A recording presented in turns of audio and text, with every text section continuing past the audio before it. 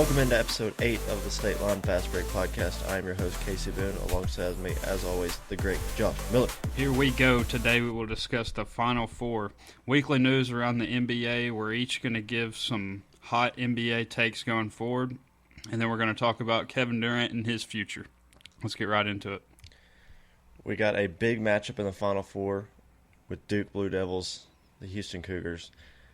Duke up 6 with about 30 seconds left. Houston goes on a 9-0 run to pull off a pretty big upset and a wild comeback alongside a Florida comeback earlier in the day to win 79-73 over Auburn. It sets up a Florida versus Houston matchup. Kelvin Sampson gets it done against Duke. A wild afternoon of basketball on Saturday night. Do you have any thoughts about either one of these games and about the potential championship matchup coming on Monday night? This Duke game was shocking. Shocking to say the least. Duke controlled this ball game. The entire game, it seemed like they were up by 10 the entire game. It's how it felt. And Houston takes the lead late, and that was their first lead since 6-5 early in the ball game.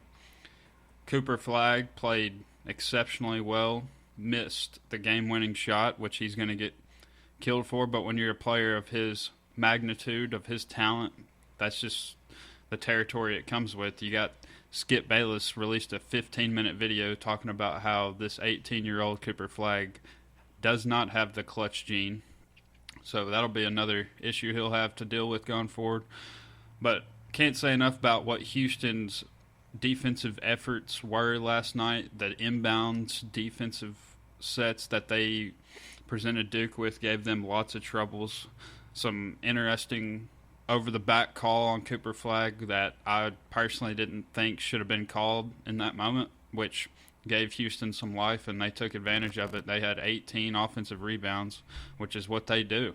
They're not a necessarily big team, but they just out-hustle you, they out-effort you, and they play football and out-physical you. And you got guys on Duke's team who didn't show up. Proctor, who's been unbelievable for them this year, and especially in the tournament, was a no-show last night. And he had an opportunity to hit some free throws at the very end of the game and missed them both, and they're going to be going home. And Con Knipple didn't do much in the second half, didn't get a lot of opportunities. Another guy who you've rightfully so been questioning his future in Maluwatch didn't have a single rebound last night, and he's 7'2", and easily was the biggest guy on the court last night. I think that just speaks to Kelvin Sampson and his effort.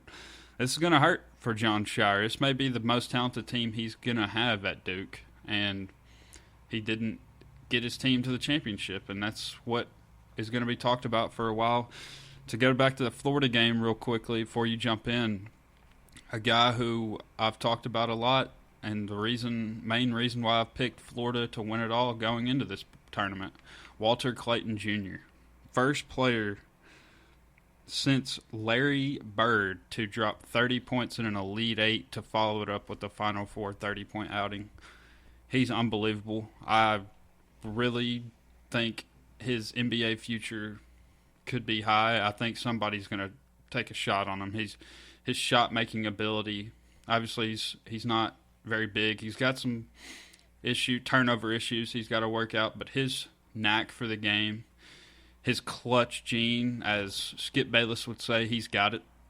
And they pull through with his 34 points. And Auburn, Janai Broome, no-show in the second half. He's got a little, right elbow injury, and that hurt him. Florida wore him down with all those bigs they got. And we're going to see a Houston-Florida matchup here on Monday night. Yeah, you talked about it with Duke. I think you mentioned most talented team Shire's going to have. This is one of the most talented teams in the history of college basketball.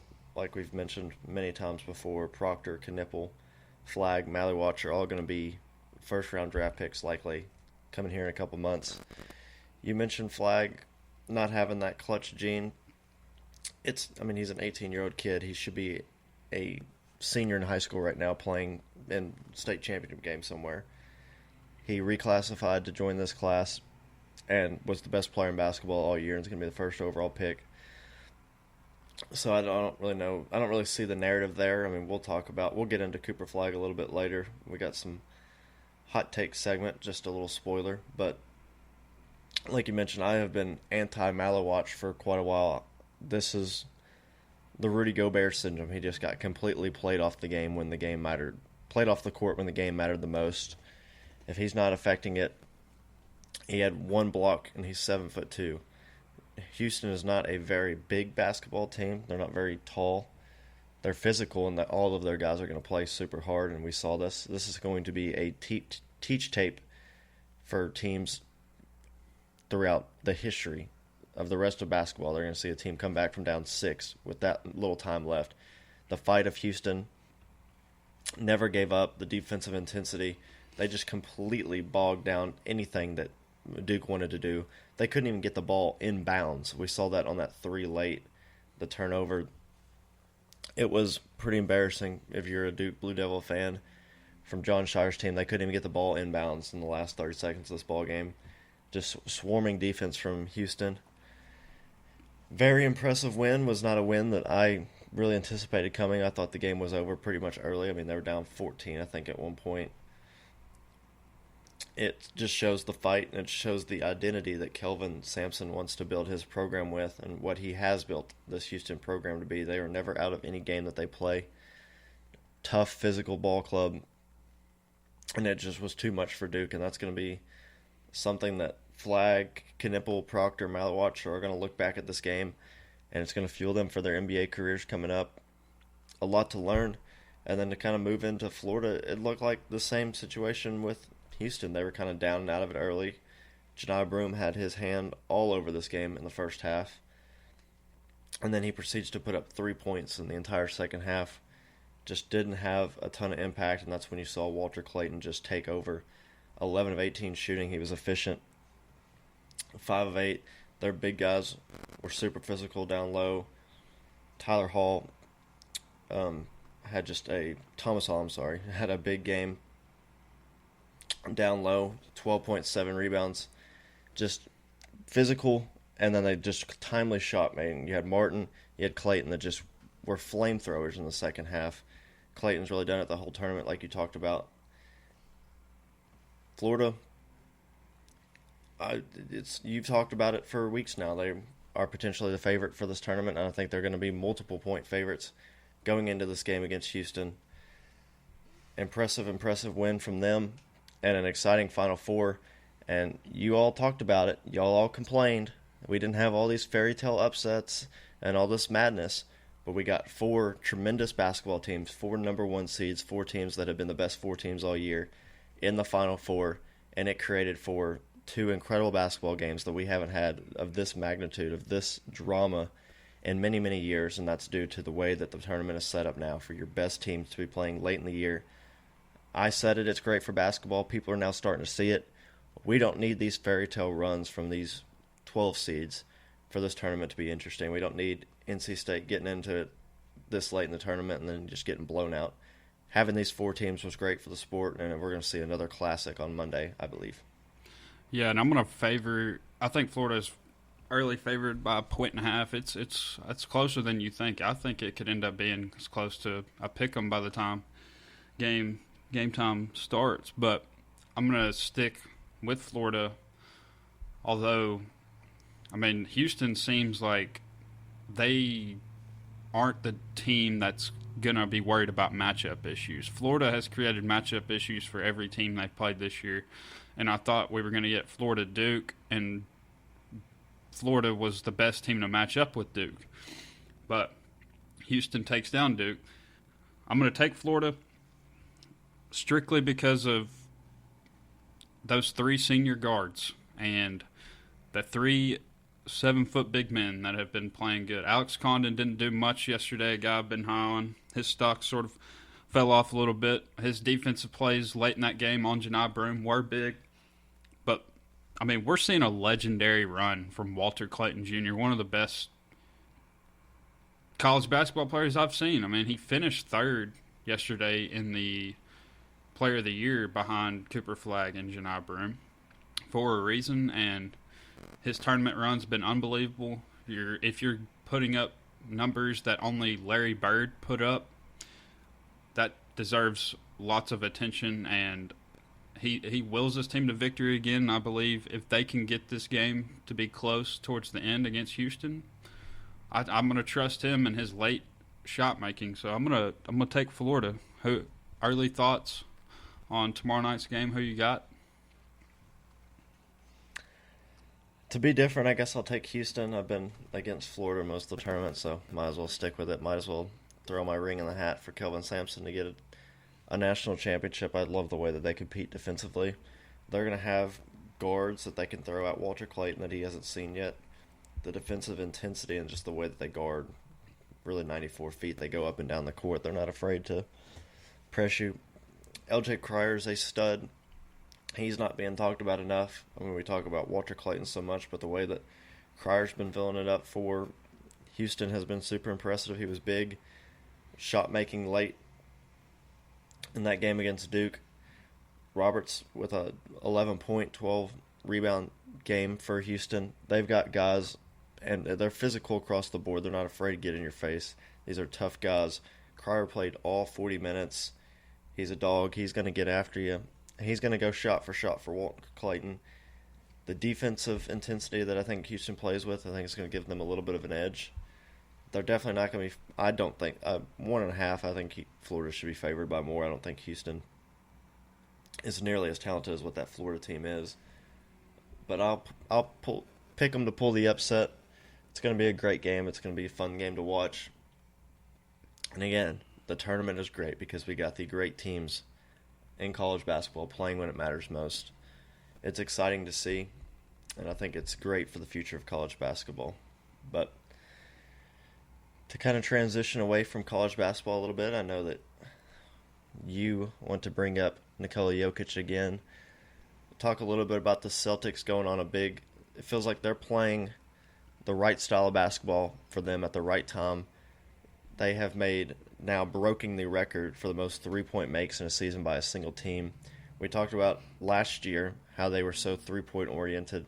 Their whole game was getting up as many three-point shots. They don't take mid-rangers. It's either they're at the rim or they're taking threes. Well, this year they're making more threes than they ever have before. Giannis, we've seen now explode here. He had a 35-point, 20 assist, 15 rebound game the other night. The first time that has ever happened in the history of basketball. It's a real exciting time. We're going to get into kind of a little bit of the playoff races here. It's getting really tight in the West. Really 2 through 11 is open in the standings. There's a ton to get into. Do you have anything to touch on real quick about some of the breaking news, weekly news of the NBA as we shift gears from college basketball to the best basketball league in the entire world, the NBA? Yeah, the Celtics, starting with them, I was sticking with them to they are still my pick going forward. Been with them with preseason, and the main reason I'm not worried about them in the playoffs is because, one, I saw them do it last year. Two, they're going to be the 2 seed, which means they're not going to get home court come Eastern Conference Finals. But if you look at the Boston Celtics away record this year, they are 32-7 on the road and 25-13 at home. So they have shown that they don't mind to take their show on the road. And I think all NBA fans across the world are hoping to see a healthy Celtics-Cavs Eastern Conference Finals matchup. That's what we're on collision course to see. And Cleveland's going to have home court. We'll see how that goes out, but I'm sticking with the Celtics. Nikola Jokic is doing things that only Wilt Chamberlain has done to this point. And when you're getting mentioned in the likes of Wilt Chamberlain, you have to be mentioned on this podcast. There's just no doubt about it. He first game back in over a week, 39, 10, and 10. No one cares. When have we ever seen a guy score 39 points, have 10 assists and 10 rebounds, and it's just ho-hum for this guy. That's how great he is. Playing the Timberwolves, who they cannot beat, and they lost this game. 61, 10, and 10, and they still lose this ball game. And this ties in to the same issue with Giannis. Jokic and Giannis, arguably first and second best players in basketball, can put up these masterclass performances. And Giannis has won these couple games as of late, but I'm not sure anyone's super worried about them in the playoffs going forward. So these two guys are putting up Wilt Chamberlain numbers, and still neither one of them are even remotely close to being the favorite to come out of their respective conference. And every time Nikola Jokic has scored over 50 points in his career, they've lost every single game. Russell Westbrook, with the biggest choke job I've seen in a very long time, worse than Duke last night against the Timberwolves, who they have now been swept by in their season series this year. Jokic hits the free throw for game of the year on Monday or Tuesday night this past week, whenever it was. Jokic hits the free throw to put him up one, double overtime. Russell Westbrook steals the inbound pass, has a wide-open layup, misses it, then proceeds to foul the three-point shooter with 0.1 time remaining, and they lose the game, with ruining one of the best performances we've ever seen in the history of the NBA. But it's remarkable the things we're seeing from Jokic and Giannis this year, especially as of late. Nuggets have been resting Jamal Murray. I was a little worried about how they've handled that, but like you said, if you watch this Nuggets team, you go back to their championship run, if they want to win a championship, they're going to need Jamal Murray to be prime playoff Jamal Murray, and they have been resting him here, hopefully preparing for that, which means they've had to rely on Jokic even more. They played the Warriors, which we're about to get into. They lose to the Warriors, who they had beaten 9 times in a row, and they really missed Jamal Murray in that game. But overall, I think we just need to tip our cap with so much stuff going on in the NBA to what Nikola Jokic and Giannis Antetokounmpo have been doing in the past. I mean, throughout their entire careers, but especially the statistics that they've been putting up the past 2 weeks have been remarkable, and I don't think it's quite getting talked about just enough. Yeah, you talk about Jokic this, Jokic that. Well, he just lost to somebody that's maybe been on just as big a heater as he's been on. Steph Curry, we have had many conversations, and we've got people on our ear talking about how great Steph Curry is, he who shall not be mentioned. But he is on an all-time heater right now, just had a 50-point game. They just knocked off the Denver Nuggets. They've gotten big win after big win after big win. They are playing the best ball they can at the right moment. They've knocked off multiple seeds ahead of them, which the Grizzlies are now behind them. But the Lakers was a super impressive win. The shot making of Steph Curry down the stretch in that game, he is 1 of 1, and now they've got the favorite, heavy favorite now, almost minus 300 when I looked yesterday in Defensive Player of the Year odds. Draymond Green has podcasted his way into a Defensive Player of the Year award potentially. If that's the case, me and you need to start podcasting our way into a bigger job, maybe find our way on ESPN, make that garbage company better. But the Warriors right now are just playing unbelievable basketball. I've got some thoughts on them that we're going to get into just shortly as we get into the playoff race and some hot takes. But Draymond Green, you saw the defensive prowess that he showed earlier in his career in that Lakers game, just being physical, bullying, getting key stops. He's still a physical rebounder. That Warriors team to me is super impressive. And you mentioned it, Giannis. They without Dame now after the blood clotting issue, he is playing the best basketball that he can play right now, and he's not getting talked about. He's averaging well over 30 points a game. He should have more MVP favors, and on my top 10 rankings, I had him over Luka Doncic, and I can't feel more warranted for that right now with the way this guy's been playing. Unfortunately, because of the Dame injury, they don't have a very high ceiling, in my opinion, and a team that they're going to have a battle with to get this 5th seed for the right to play the Pacers, which I don't know if you even would want that. You probably want the 3 seed play the Knicks, so you don't have to play the Cavs, but you'd probably rather play the Cavs than the Celtics anyways. I'm with you. I think the Celtics are the best team in the East right now. They are still the championship favorite to me. So if I'm the Pistons, I'm trying to fight as hard as I can now that they got Cade Cunningham back to get that 5th seed. They get the Pacers and they get the Cavaliers, which would be a much favorable draw, in my opinion, than playing the Knicks and the Celtics. Cade Cunningham back. They went from 14 wins last year, having the all-time losingest historic record, most losses in a row last year, to now already locking up a playoff spot. Cade Cunningham, J.B. Bickerstaff, that team with Malik Beasley can't have enough credit for what they've done. And the Pistons, to me, are a team to watch out for in the playoffs. They're young, they're hungry. They could have a Atlanta Hawks type run from a few years ago. And your team, Ja Morant, continues to just gun signs everywhere. He's trying to shoot everybody on the court. What's the deal with Ja Morant? The Grizzlies are now sitting at 8. I said it on last week's podcast.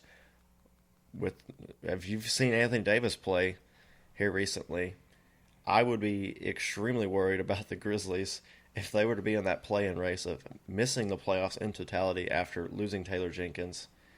It's embarrassing, and you'll talk about Ja's injury now. Injury in quotation marks. He had an illness that was announced 30 minutes before they played. They still picked up a big win yesterday after getting a big win against the Heat the other night on national television, which the Grizzlies don't get a whole lot.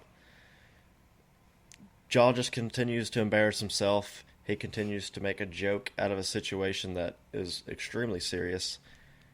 Your thoughts on where the Grizzlies sit now in 8th place in the Western Conference in a 3-way tie right now with the Clippers and Timberwolves and Ja's continued shenanigans? Man. Ja Morant. I'm going to try my best to stay as positive as I can here. But it's a continued issue.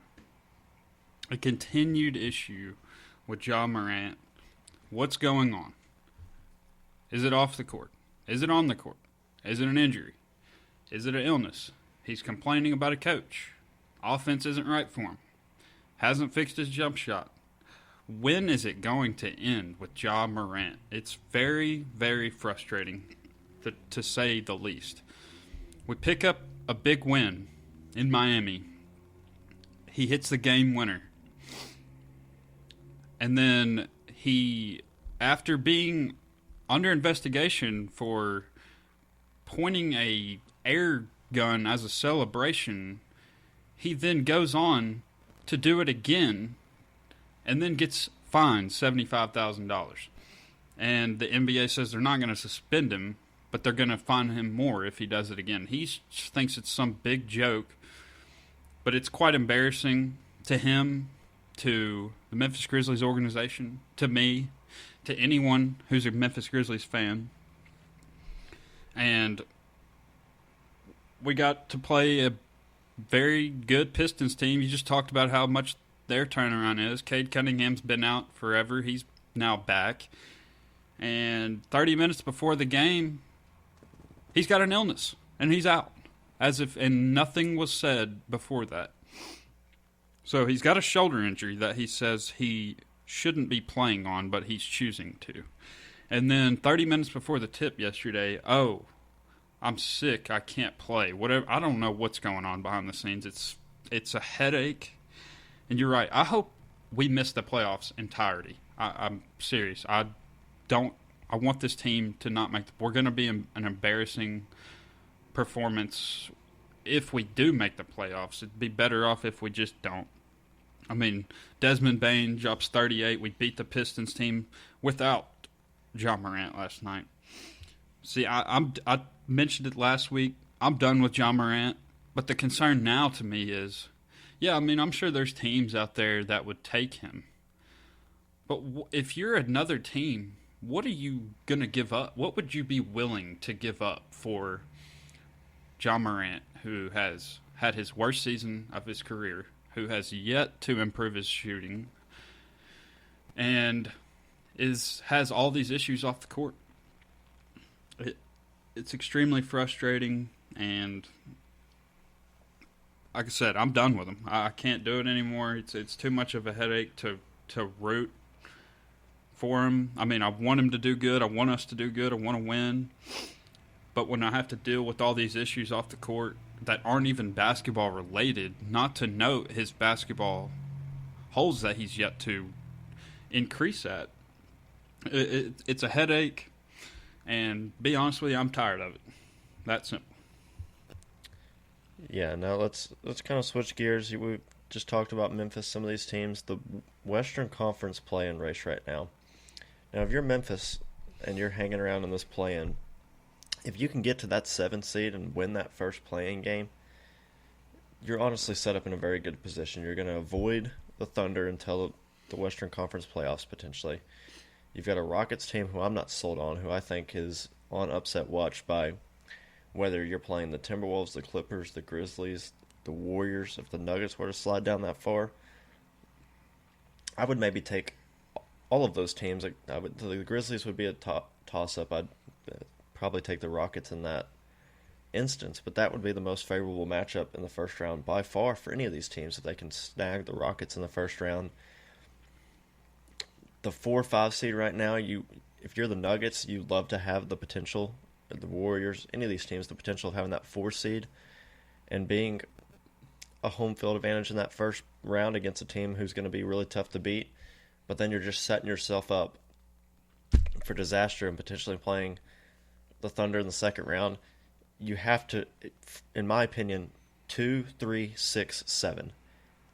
You've got to try to find your way into one of these spots. Obviously, you don't want to be in the play-in, so you probably would take that out. But the 6th seed right now, although you're not getting that first, you're not really getting advantage home court at any point throughout the playoffs, but it's going to avoid every chance until the Western Conference Finals of playing the Thunder. And the teams 2 through 10 are going to be so evenly matched for the most part. Like, any team can win any of those series. That's the situation for me. If you're the Nuggets, the Warriors, the Timberwolves, the Clippers right now, that you're trying to find your way into that 6th seed. Stay out of the play-in race.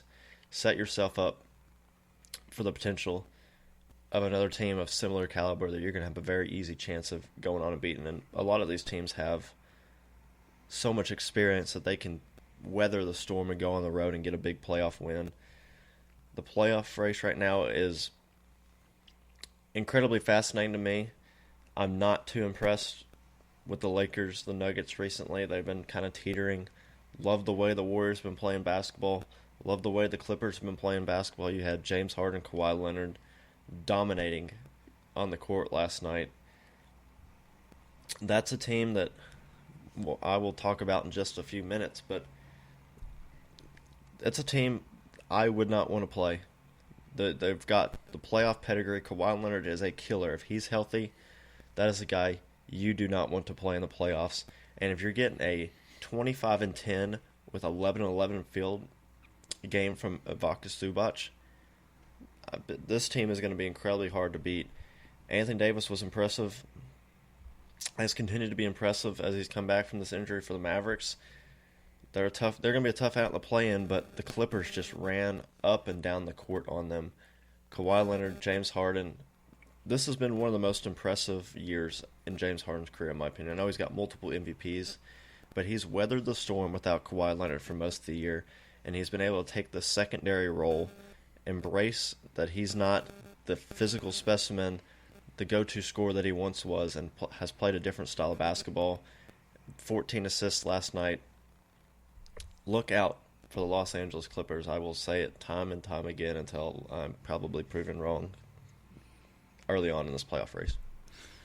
So, yeah, I'm with you on all those Clipper points. I'm not completely sold. They got all the pieces. They got the coach. But there's something missing there. And it's all to do with injuries. But if they seem to be healthy right now, and they definitely are a scary team.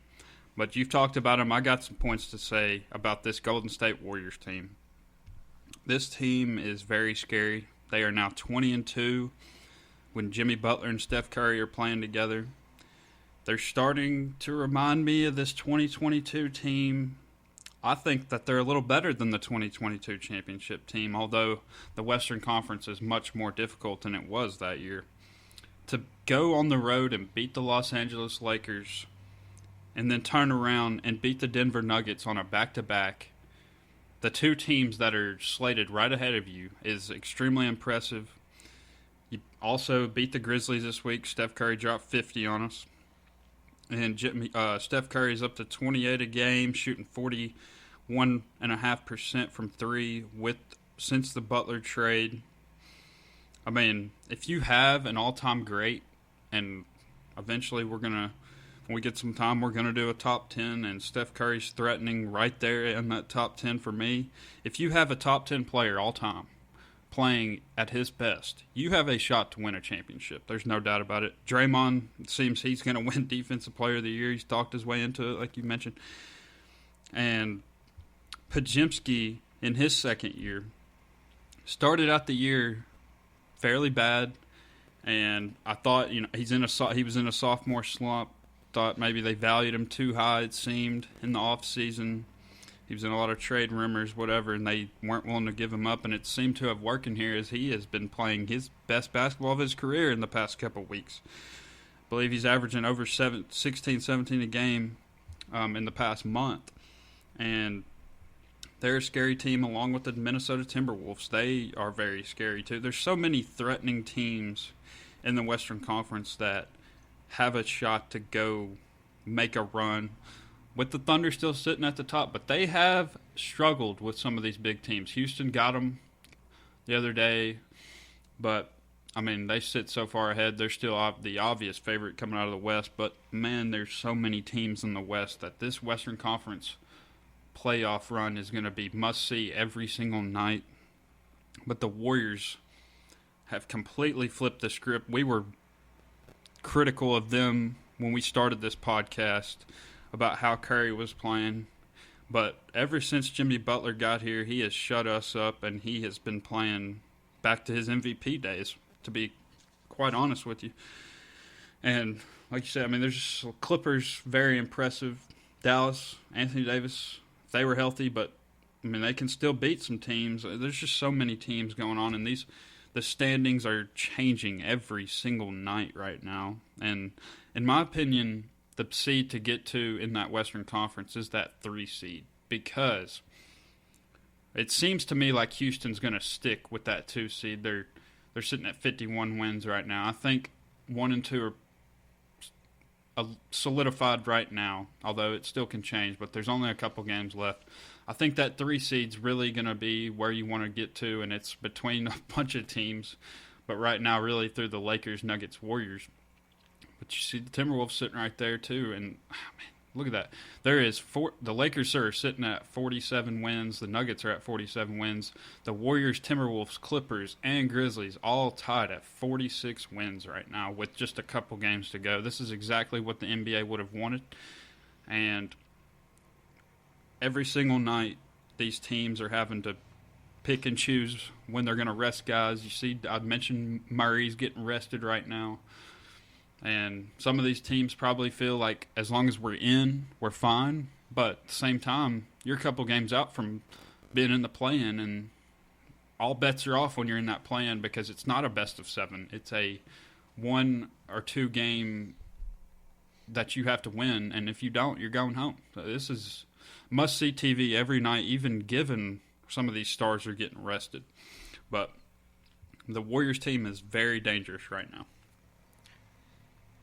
Yeah, this playoff race is so fascinating. I would be waving the red flag right now if I was the Los Angeles Lakers. We've seen it. They don't have the ability to defend that they once did earlier in the year, but they had an all-time great defensive big man in Anthony Davis that anchored that defense. I look at this team and I question how far they're going to be able to go in the playoffs because the lack of defense that we now see them have with LeBron, Luka, and Austin Reeves out there. That's 3 guys that are not very great defenders. You're going to get abused in the backfield, and you don't have this anchoring big that can deter players at the rim like you once have. I would be waving the red flag if I was a Lakers fan. It's very concerning on the defensive end for me. They do have several valuable wings. We talked about Finney Smith and some of those guys that are able to defend, but the backcourt, there's no defense whatsoever. In the front court, I'm going to be severely concerned about. They don't have any talent there whatsoever, offensively or defensively. Another team I'm raising the red flag about, and I'm going to give you a bold take on them here in a minute. The Cleveland Cavaliers have lost 3 straight. They almost blew a 15-point lead in the final few minutes against the Spurs the other night without any good players playing for the Spurs. Chris Paul and Harrison Barnes, both of those guys single-handedly willed the Spurs into a game, which Harrison Barnes missed a floater at the buzzer to win it. The Cavs are incredibly concerning to me right now. And then Magic, Hawks, Bulls, Heat. What are you doing? Y'all have sat in the play-in race for 5 years in a row now. Pick a direction and go with it. Just blow the team up, or either put all your chips in and try to actually be a solidified play-in team. The East play-in race is a joke, and you can pencil those 4 teams in there every single year. It's embarrassing. I don't know what any of those teams are doing. The front office for the Bulls has been a joke for so many years. I like what the Magic have done, but they've disappointed this year. They've got to get their guys healthy. The health has been the big concern for them. The Hawks have continued to make poor trade after poor trade after poor trade. Reece Shea has started to come onto the frame for them, so at least they got that. But who knows what Trae Young's going to be there long term. And then the Heat, you trade away Jimmy Butler, who's now, as we've talked about, the Warriors are incredibly impressive, 20-2 when he's actually played for them. What were the Heat doing to ruin the guy that got the nickname Playoff Jimmy, playing for your organization, taking you to so much playoff success, getting you to finals and a lot of wins? It's a joke what these 4 teams are doing, and I just wanted to touch on them real quick before we get into the hot takes. Pick a direction and go with it. You're embarrassing yourself. You're embarrassing the Eastern Conference. The Eastern Conference is a joke compared to what the Western Conference is going to be. I will be tuned into every single Western Conference game, and I will probably be only watching a couple teams out of this Eastern Conference team. We got to find a way to balance up these conferences, make it easier on my Grizzlies and your Spurs out of the Western Conference, but that's all I wanted to touch on as far as the Eastern Conference, and I think now would be a good time to get into a few hot takes we have about the NBA season, teams, players, the playoffs, just a little bit of all things NBA as we head down the stretch with the final 5 games of the regular season. Do you have your first bold take? So, yeah, I've got 5 takes I want to talk about, 3 of them having to do with this playoff run, and 2 more overarching offseason / draft transactional hot takes. But the first hot take is more of a personal take that I want to happen, so I'm going to preface with that. And that is for the Nuggets. That is for the Nuggets to win. The Nuggets to win the championship this year. To be honest with you, if you're going to play Russell Westbrook and DeAndre Jordan meaningful minutes in 2025 and expect to win a championship, you're wrong. And I mean, that's the main point I got to say. I don't have to explain much about it. This team has no bench whatsoever. You have to have a bench. We saw it when they won the championship. They had Bruce Brown come off the bench, gave them such good minutes. And so, I mean, I think it's right now as we sit here today, it's a hot take to say that the Nuggets are going to win the championship. So that's going to be my first hot take, and more so what I would want to happen. Yeah, it's definitely a hot take. I definitely would not have that in the same boat. But my first take is against another Western Conference team. The Golden State Warriors are going to make the Western Conference Finals. No matter where they rank throughout the seeding, they are going to go on a run. This is going to be very similar to the 2022 year. They're getting hot at the right time. Jimmy Butler's better than what they're going to get in years past. He is playoff Jimmy. This is his time of year. Warriors are going to make the Western Conference Finals this year. And I don't know that they're going to have a series that's going to be particularly close. I think they're going to be favored against anybody 2 through 8, in my opinion. So I like the Warriors as the second best team in the conference as we sit here on April the 6th. Honestly, I don't necessarily think that that's a super hot take. If you're going to go hot take, you got to say they're going to win it all, because we've seen them not be necessarily the premier team back in 22, and they end up winning the championship. And based on what we've said, I mean, maybe so earlier in the year, no one saw when they started out. They actually started out the year very good, and then ended up falling off, and then now they're back up.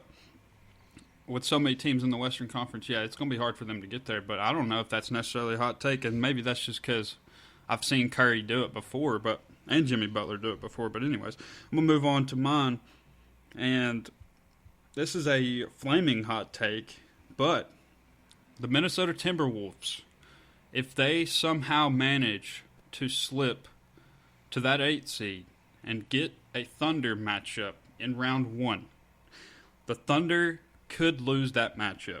And I'm not necessarily saying that's what's going to happen, but the Timberwolves have given them issues this year. So my hot take here would be the Thunder losing in the first round, and the Timberwolves, although they'd have to slip a game or two to fall to that 8 seed, but they have been playing very good basketball here as of late. And the Thunder losing in the first round, though it's not going to be anywhere near remotely close to be favored to happen, but I'm going to say the Thunder losing in the first round could happen depending on the matchup there, and that shows you how deep that Western Conference is. Yeah, I'm going to skip my second take. We'll circle back around to it. But to piggyback off what you just said, my third on my list was one of the Cavaliers or Thunder are going to be upset early in the playoffs. I don't think both of them are getting to the conference finals. And I would almost go to say I don't think either one of them makes it to the finals this year. They're too young. They're too inexperienced. There's so much talent, so much proven winners in the league right now in both conferences. I think the Celtics are still a lock to get out of the East. I don't see a team beating them in a 7-game series, and I love any of these teams in the Western Conference to upset the Thunder. If they get matched up against the Lakers, Nuggets, Warriors, Timberwolves, Clippers, I like all of those teams to potentially pull off an upset. They've got the playoff pedigree over the Thunder, and in a 7-game series, we're going to see a Mark Daigneault, and that team can weather the storm, coach, and play their way into the finals. I think not. I think one or both of these teams are going to get upset really early in this playoff race. Yeah, so to add on to that, my third was going to be that the Detroit Pistons upsetting the Cleveland Cavaliers. And, I mean, this is sort of disrespectful to the Cleveland Cavaliers and the Oklahoma City Thunder based on the year that they have had. And the Thunder definitely are the favorite to come out of the West, but the Cavs are not, especially how they've played as of late. Although I still feel like they may be holding on to some things, but I've had my concerns with Donovan Mitchell in the past. So my third hot take ties back into the previous 2 takes we've done here, is that Cade Cunningham, your guy, upsets Donovan Mitchell, Darius Garland, Evan Mobley in that either the second round and win that series and potentially get to that Eastern Conference Finals, which I don't think they would have any shot in, although they did beat the Celtics once or twice this year. But so my third take there would be the Detroit Pistons upsetting the Cleveland Cavaliers. I'm going to combine my second and fourth one here. I don't know if they're going to play each other, but I think to make this hot take even hotter, I think I will. I'm going to pick the Lakers as the 3 seed, the Clippers as the 6 seed. The Clippers are going to beat the Lakers in the first round of the playoffs. It's going to be a matchup of LA, and I think the better player, Kawhi Leonard, is going to win the series. I think he's going to step up and perform how we've seen Kawhi perform in the past. The Lakers can't guard anybody. I don't know that they're going to be able to guard Norman Powell, Kawhi Leonard.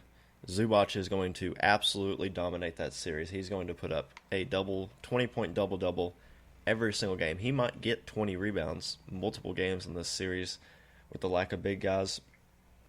So I'm going to predict that the Clippers are going to win a playoff series. The Lakers are going to lose in the first round, and I'm going to combine them and say that the Clippers are going to beat the Lakers in the first round of the playoffs.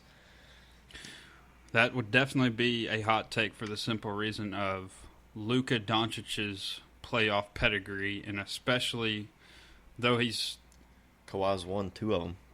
well, yeah, but go look at what Luka Doncic has done to this Clipper organization since he's been in the league. He has absolutely dominated statistically against this Clippers team, and they beat the Clippers last year. You're right though. This team is scary.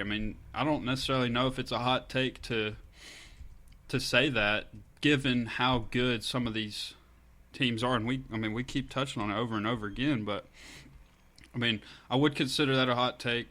I think the Lakers would find a way to figure that out, although that could easily go 7. Easily could go 7 in the way that the Clippers are playing, and the Lakers haven't been playing very well as of late. I would still take the Lakers because of their offense, but man, that would be must-see TV. So, my fourth take here, very interested to see what you are going to have to say about this. This doesn't have anything to do with what's going on in the playoff race, but to skip forward to the lottery, this is a hypothetical here, but can happen. Let's say the New Orleans Pelicans get that number 1 pick. We all know they're taking Cooper Flagg. On draft night, or near draft night, Zion Williamson traded to San Antonio to pair with Wemby, Castle, Fox. I think that y'all could swindle them just like you swindled the Sacramento Kings and get a Zion, given some of the reasons similar to Ja Morant with the injury concerns. Y'all could get him for a decent deal, decent package, and maybe rejuvenate his career. I think going to San Antonio could be the best thing for him, because he wouldn't have as much pressure on him, given Wemby's already there, given Fox is already there. And I'm not exactly sure what that package would look like. It might take one of the Hawks picks or y'all's own pick this year, which I know you necessarily wouldn't be happy with that, but I think Zion to the Spurs should happen. If they're going to get that number 1 pick and be willing to move him, I think the Spurs should be the first team to call, just because the team that they have, I think he could fit in perfectly alongside Wemby and all those other guys. So I think that's going to be my hot take here at number 4. It's a very interesting concept, and it's something that's been thrown away. I agree. If they were to get the first overall pick, Zion Williamson would be probably shipped out very soon in the offseason. And that kind of ties into my 6th take here that I have, and we'll circle back around to 5. But 3 big stars are going to be traded this offseason. If that's Zion Williamson, Kevin Durant, different players like that, I think 3 of them are going to be traded. 3 big-name stars, 3 former All-Stars are going to be traded in this offseason. Zion to the Spurs would be something I would be at least kick the tires on. It's not exactly something that I think the Spurs necessarily need. I think they need shooting. I think they need floor spacing. I don't know that they need a guy that's going to be another guy that's going to need the ball and is going to clog space in the rim when you've got guys like De'Aaron Fox and Steph Castle, who their main attributes on the offensive side of the ball is getting downhill, creating pressure on the rim. So I'm not sure that Zion Williamson, another guy that excels in that area of basketball, would necessarily be the best fit in San Antonio. But I think it's something that I would definitely kick the tires on. He's got an extremely high ceiling. When we saw him healthy this year, we talked about in a previous episode, he was balling. They're holding him out right now. They're trying to tank. They're trying to improve their lottery odds. I think the Pelicans would like to keep Zion around, but I honestly think for both the organization and the player, that would be a situation where it would be good to free yourself of each other and kind of create a fresh start. And if that means they get the first overall pick and get Cooper Flagg, I think that would be a very good trade-off if you're the Pelicans. But To circle back around, this is going to be a very hot take and one I don't think that you're going to like, but we just saw it with the Grizzlies. Taylor Jenkins gets fired, a super well-respected coach, a coach many around the league view as one of the more respected, talented coaches, just got fired from a playoff team. If the Denver Nuggets do not make it out of the first round of the playoffs this year, they will fire Michael Malone. They will move on. He will be the scapegoat for what has been mediocrity within their front office. They have not given Michael Malone the resources that he needs since that championship. He was very on the record of wanting Bruce Brown and KCP back. The organization has failed him, didn't deliver on those promises, has not invested in the roster. But there's always a scapegoat. It won't be Nikola Jokic. It will probably be Michael Porter or Michael Malone. I think there's a chance that they trade Michael Porter this offseason. I think there's a chance that if they do not get out and they do not show up in this first round of the playoffs, if we get another Jamal Murray letdown, the Denver Nuggets will fire Michael Malone in the offseason. Man, that would be a tough pill to swallow for Nikola Jokic, as his frustrations could be with that front office even stronger. And I think that would be the worst thing that the Nuggets could do, potentially. You're right, the issues are with that front office, but we just saw a scapegoat with us in Memphis. There's always going to be a scapegoat, and normally it's the coach who goes first. So I don't necessarily hope that happens, but you're going to have to stop reading my notes, because my fifth and final take also relates to the Nuggets, and a guy who you just mentioned, Michael Porter Jr., if he has a bad series, we've seen his name floated around the past couple of off seasons. The Nuggets like to home grow their players, but Kevin Durant to the Nuggets this offseason could be something that could happen. And it still will be a hot take, because the Nuggets normally aren't the team to go make this kind of move, and I don't feel great about their front office doing something. But if Nikola Jokic demands it, he's going to have to. There's videos going around. He's on that bench when he's out. They're the worst team in the league when he leaves that court. And he is getting frustrated being out there, knowing he is more responsible to his team than any other player in the league. I think a guy in Kevin Durant could immediately make a strong impact, as Nikola. They could run their offense just about the same. And basically he's just an improved player than Michael Porter Jr., who's a bad shot taker. Kevin Durant is a great shot taker. He doesn't need the ball. He can sit in that corner, hit 40% of his threes, and that would be something maybe Phoenix could take, because they play similar roles. Michael Porter Jr. maybe to Phoenix, or some sort of three-team trade there. So Kevin Durant to Denver would be my fifth and final hot take. Probably more so what I would want to happen, more so than what's going to happen. But you're right. I mean, if the Nuggets, and they very well could lose in that first round, there's got to be some sort of change. And I don't think it should be Michael Malone, but you're right. The coaches are the scapegoats most of the time, but it dates back to that front office.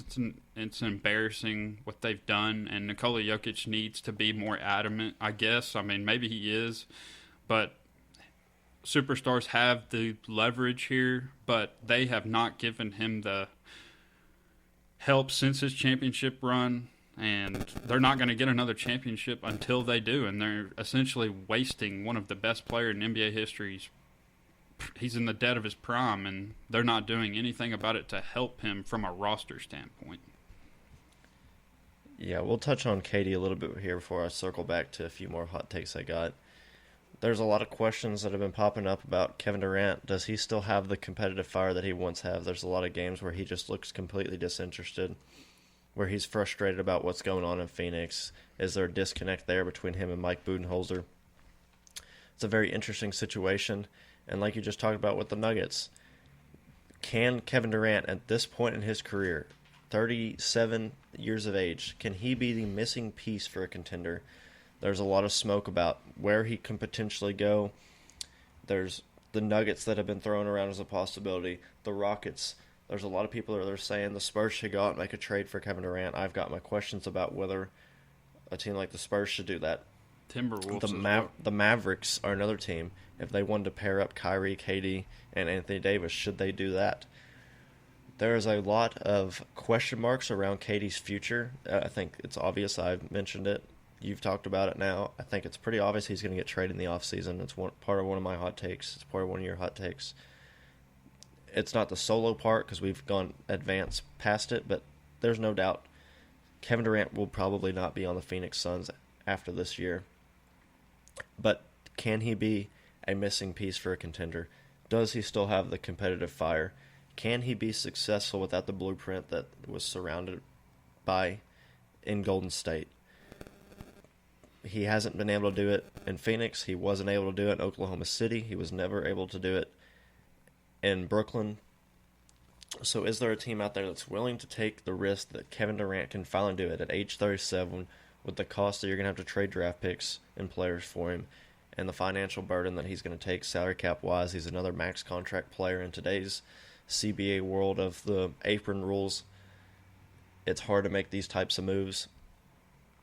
So there's a lot of question marks around KD. There's no doubt he's still talented. He's a big shot taker. He's a big shot maker, like you mentioned. He could be somebody at this point in his career where if he plays off ball and can knock down just 40% of his threes on an off ball roll, I think that's very, very capable of something that he's can accomplish.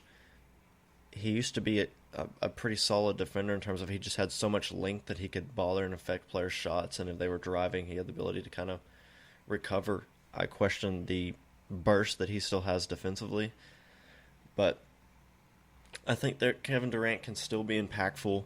It's going to take the right situation. You mentioned the Timberwolves definitely has a chance. If the Nuggets were to pull that off, I think that would be a good situation for him. I don't particularly like the fit that he would have with the Spurs, but that's something that apparently there's interest there from his side. We'll see if the Spurs show interest. But do you think, and obviously you still think this, but you've mentioned it with the Nuggets, but is KD still the missing piece for a contender, and does he have that competitive fire? I think, to answer your question, yes. He still has mainly all of these same abilities he's had all of his career. Yes, he has decreased in his defensive efforts / intensity, but any team he goes to, he's going to give you 25 to 30 points per game throughout the entire season on 50% shooting at least, and he's never going to be a super high usage rate guy. He's got a career average 27, 7, and 4 on 50%, 39%, 88% from the line. He's got 2 seasons 50, 40, 90, which is only 3 players have ever done that. I mean, he's having a great season this year, although you're right, it's been a lot of issues around him, and there's been issues around him with all of those teams other than Golden State. But if you go to a team like the Nuggets, the looks that he would get from Nikola Jokic's passing, I think, would be remarkable, and he wouldn't have necessarily the biggest role for that team just because he could simply sit in the corner, he could make backdoor cuts, he's going to get the ball right where he wants it every single time, and he's shown that he is one of the best scorers in the history of the game. I think he could be a missing piece to a contender, but Houston is rumored to be one of those teams. Is he the missing piece for them? I say no. I think they're going to need something different than him. The Timberwolves as well. I don't think that would necessarily... I think he would be great at all these teams, don't get me wrong, but in championship missing, I think the only team here is Denver to me because of Jokic simply and Jamal Murray. But the Timberwolves would be my pick for him to go to as we sit here today, just because I played around with the packages they could do. Maybe a Randall, DiVincenzo, 3 to 4 picks. Maybe Terrence Shannon Jr. or Rob Dillingham. Who knows? They got a lot of things that they could sort of move around to get a Kevin Durant. And I think everyone who keeps up with anything off the court with Anthony Edwards, he would be the first to fight for Kevin Durant being his teammate.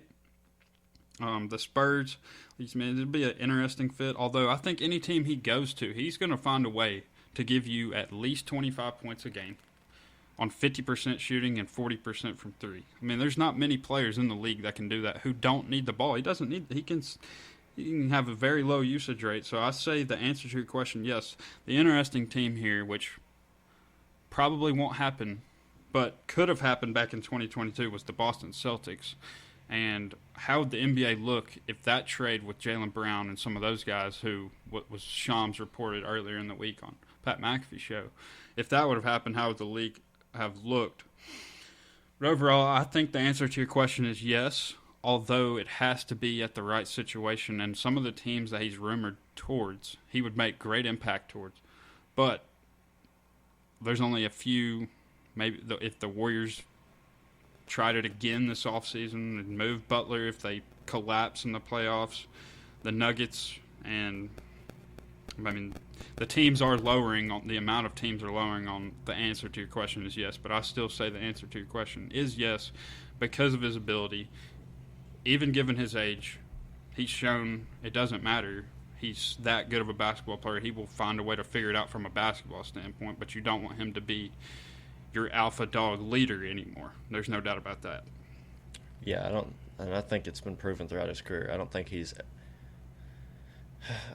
tough to say, but I don't think he's ever been a one. Like, I don't think he's ever been good enough to be that one on that championship team, which is crazy to say because there's a lot of people that are going to say he's a top 15 to 20 player of all time. But it's been proven every time he's been the number one on a roster, they have had minimal success in the playoffs. He's going to have to go somewhere where he can divert to a secondary star. You mentioned Anthony Edwards, Nikola Jokic.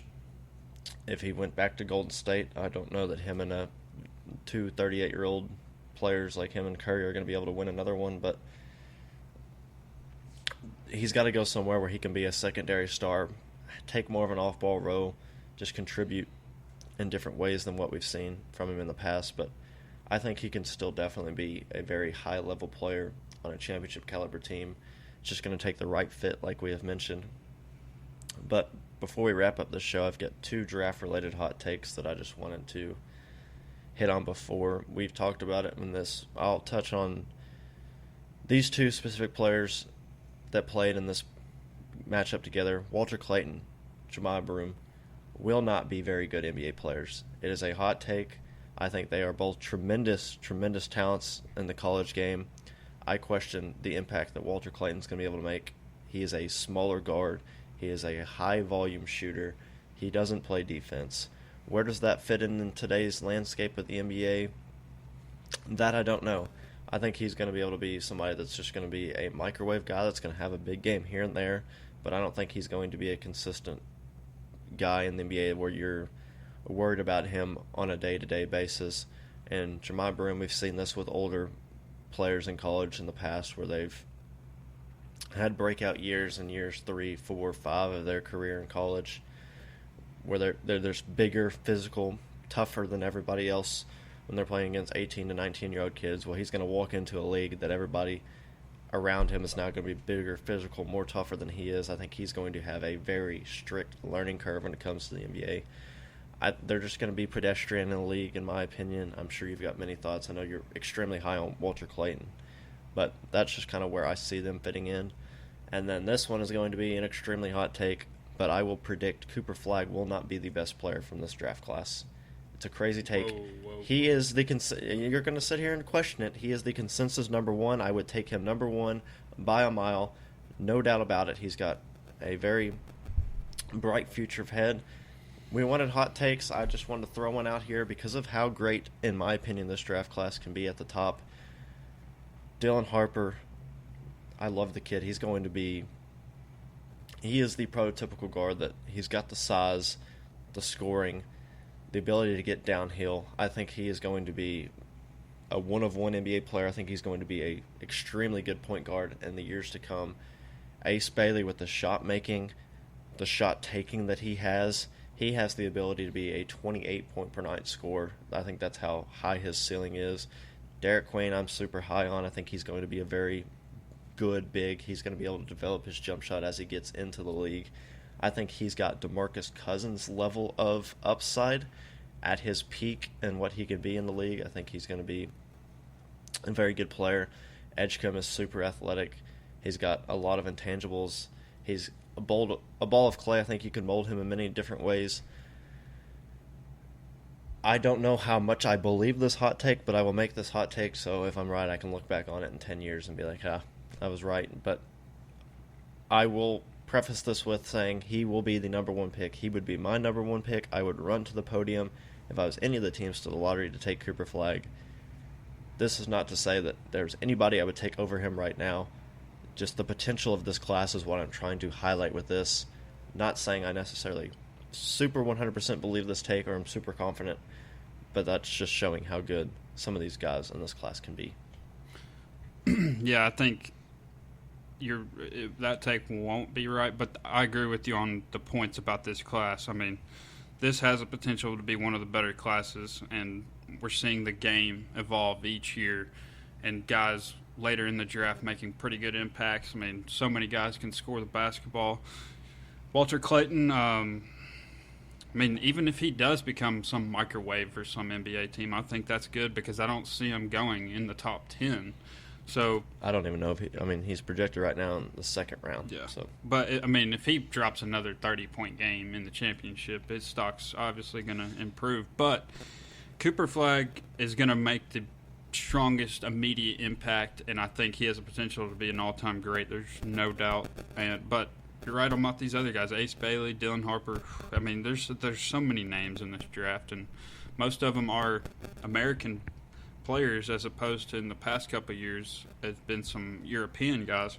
But overall, we could come back and listen to this podcast in 5 years and think these are the dumbest guys you've ever heard or some of the smartest things that were said. So we'll see how it shapes out. We wanted to sort of